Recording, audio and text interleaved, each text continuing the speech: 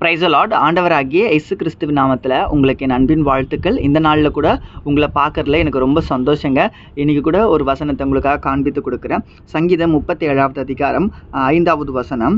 உன் வழியை கர்த்தருக்கு ஒப்புவித்து அவர் மேல் நம்பிக்கையாக இரு, அவரே காரியத்தை வாய்க்க பண்ணுவார். இன்றைக்கி ஆண்டவர் நம்மளை பார்த்தாங்க சொல்கிறாரு, உங்கள் காரியங்கள் உங்களுக்காக நான் செய்ய போகிறேன் அப்படின்னு. உங்கள் காரியங்கள் இன்றைக்கி நடக்க போகுது. நீங்கள் விசுவாசிக்கிறீங்களா? இன்றைக்கி நீங்கள் போட்ட பிளான்ஸ் அது கண்டிப்பாக சக்ஸஸ்ஃபுல்லாக இருக்க போகுது. நீங்கள் எதிர்பார்க்குற எதிர்பார்ப்புகள், தேவைகள் எல்லாமே சந்திக்கப்பட போகுது. நீங்கள் நிறைய பிளான் போட்டிங்க, நிறைய காரியத்தை வச்சுன்னு இருக்கீங்க, அந்த காரியத்தை நோக்கி ட்ராவல் பண்ணுறீங்க. அது நடக்குமா நடக்காதுன்னு உங்களுக்கே தெரியல. ஆனால் ஆண்டவர் உங்களுக்காக செய்ய போகிறேன்னு சொல்லி இன்றைக்கி ஆண்டவர் உங்களுக்கு வாக்குறுறாருங்க. கண்டிப்பாக உங்கள் காரியங்கள் வாய்க்கப்படுங்க. ஆனால் நம்ம காரியங்கள் வாய்க்கப்படணும், நம்ம ஒரு விஷயத்தை கற்றுக்கணும். என்ன விஷயம் தெரியுமா? இந்த வசனத்தில் போடப்பட்டிருக்கு, உன் வழியை கர்த்தருக்கு ஒப்புவி, அவர் மேலே நம்பிக்கையாக இரு, அப்புறம் தான் உன் காரியம் நடக்கும்னு சொல்லப்பட்டிருக்கு. அப்போது நம்ம வழியை நம்ம கர்த்தருக்கு ஒப்புவிக்கணும். வழினா என்னப்பா? நான் இப்போ நான் வேலைக்கு போகிறேன். வேலைக்கு போகும்போது நான் ஒரு ரோடை பயன்படுத்தி தான் போக முடியும், பறந்து போக முடியாது, கரெக்டாக? அப்போது நான் ஒரு ரோட்டில் போகிறேன், ஒரு வழியில் நான் போயிட்டுருக்கேன். நான் என் வழியில் போயிருக்கேன், அதாவது நான் என் வேலைக்கு போகிறதுக்கு ஒரு வழி இருக்குது, அதில் தான் போக முடியும். நான் சுற்றிக்கிட்டு போக முடியாதுல்ல. இப்போ உதாரணத்துக்கு சொல்லணும்னா, என் வேலை அம்பத்தூரில் இருக்குது, நான் அண்ணா நகர் போக முடியாது. ஏன்னா அம்பத்தூருக்கும் அண்ணா நகருக்கும் வித்தியாசம் வேறு வேறு இருக்குதுல்ல. அம்பத்தூருக்கு போனோன்னா நான் ரைட் எடுத்து திரும்பி போயின்னு இருக்கலாம். அதுபோல் நம்ம லைஃப்பில் கூட நமக்கு ஆண்டவர் ஒரு பாதையை கொடுத்துட்டாருங்க. அந்த பாதையில் நம்ம போகணுங்க. அந்த பாதையில் போனால் மட்டும்தான் நம்ம காரியங்கள் வாய்க்கப்படுங்க. நமக்கு தவறான பாதைகள் போகிறதுக்கும் நமக்கு இங்கே பாசிபிள்ஸ் இருக்குது, நல்ல பாதையில் போகிறதுக்கும் நமக்கு இங்கே வாய்ப்புகள் இருக்குது. ஆனால் நம்ம நல்ல பாதையை தேர்ந்தெடுக்கணுமா இல்லை தவறான பாதையை தேர்ந்தெடுக்கணுமா? யோசிச்சு பாருங்களேன்.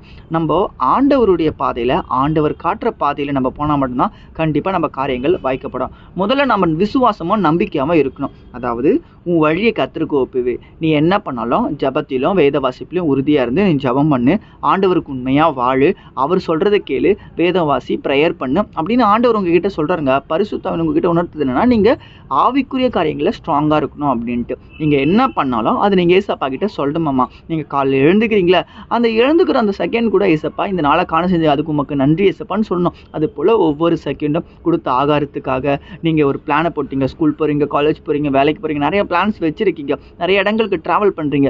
நீங்கள் என்ன பண்ணாலும் அதை ஆண்டவர்கிட்ட ஒப்பு கொடுத்துட்டு அதுக்கப்புறம் தான் நீங்கள் பண்ணணும்னு சொல்லி இன்றைக்கி ஆண்டவர் உங்களை பார்த்தாங்க சொல்கிறாரு. காரியத்தை ஆண்டவர் கண்டிப்பாக வாய்க்க செய்வாருங்க. ஆனால் நீங்கள் ஆண்டவர்கிட்ட நீங்கள் என்ன பண்ணாலும் அதை நீங்கள் சொல்லிவிடுங்க. நீங்கள் என்ன பிளான் போட்டாலும் அதை ஆண்டவர்கிட்ட சொல்லிவிட்டு நீங்கள் விசுவாசமாக இருந்தீங்கன்னா கண்டிப்பாக இன்றைக்கி உங்கள் காரியங்கள் வாய்க்கப்படும். நீங்கள் விசுவாசிக்கிறீங்களா? இந்த வசனத்தின்படி நம்ம விஷயத்தை, நம்ம எல்லா பிளான்ஸையும் நம்ம ஆண்டவர்கிட்ட ஒப்பு கொடுக்கணும். ஒப்பு கொடுத்துட்டு பிறகு நம்ம நம்பிக்கையாக இருக்கணும். நம்பிக்கையாக நீங்கள் கண்டிப்பாக இருக்கீங்க, நான் இல்லைன்னு சொல்ல மாட்டேன். எல்லாருமே விசுவாசமாக நீங்கள் காத்து கொண்டு இருக்கீங்க.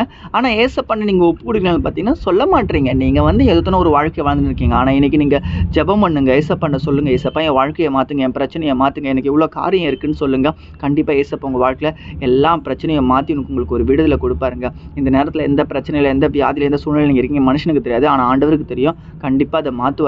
உங்களுக்காக நான் ப்ரேயர் பண்ணி நான் முடிச்சுக்குங்களா? அன்புள்ள தகப்பனே, ஆவியானவரே, இந்த நல்ல நாளுக்காக உமக்கு ஸ்தோத்திரம் ஏசப்பா. இந்த நாளில் கூட பார்த்து கொண்டிருக்க பிள்ளைகள், குடும்பங்கள் எல்லாரையும் ஆசீர்வதிங்க. உங்கள் வழியை கர்த்தருக்கு ஒப்புவிங்கன்னு சொன்னது போல் எங்கள் வழியை உங்களுக்கு ஒப்புவிக்கிறோம். எங்கள் காரியங்களை வாய்க்க செய்யுங்க, எங்கள் பிரச்சனையை மாற்றுங்க, எங்கள் தேவைகளை சந்திங்க. இன்றைக்கும் பார்த்து கொண்ட பிள்ளைகள் விசுவாசமாக யாரெல்லாம் ஜெபிக்கிறாங்களோ, என்னென்ன தேவைக்காக ஜெபிக்கிறாங்களோ அதெல்லாம் சந்திக்கப்பட வேண்டுமா ஜெபிக்கிறேன் ஏசப்பா. கடன் தொல்லைகள் பிள்ளைகளை விட்டு போகட்டும், வியாதிகள் பிள்ளைகளை விட்டு போகட்டும், குடும்ப பிரச்சனைகள் எல்லாம் பிள்ளைகளை விட்டு போகட்டும் ஏசப்பா. படிக்கிற பிள்ளைகளுக்கு படிப்பில் உயர்த்துங்க, வேலையில் உயர்த்துங்க, சம்பள உயர்வை கொடுங்க ஏசப்பா. வீடு கட்ட வேண்டிய தேவைகள் எல்லாம் சந்திக்கப்பட வேண்டுமா கூட ஜெபிக்கிறேன். இந்த நேரத்தில் யாரெல்லாம் ஊழியம் செய்கிற பிள்ளைகள் பார்த்து கொண்டிருக்காங்களோ ஊழியத்தில் ஒரு உயர்வு கொடுங்க. ஊழியத்திற்கு விரோதமாக என்ற தடைகள் எல்லாம், பிசாசின் போராட்டங்கள் நசரனாகிய இயேசு கிறிஸ்துவின் நாமத்தில் எல்லாமே போக வேண்டுமா கூட ஜெபிக்கிறேன் ஏசப்பா. ஒரு அற்புதத்தை நீர் காண செய்வீராக. இந்த நாள் அவருக்கு ஆசீர்வாதமாக அமைவதற்கு உம்முடைய கரத்தில் ஒப்பு கொடுத்து நான் ஜெபிக்கிறேன் ஏசப்பா. இயேசுவின் மூலமாய் ஜெபிக்கிறேன் பிதாவே. ஆமென், ஆமென்.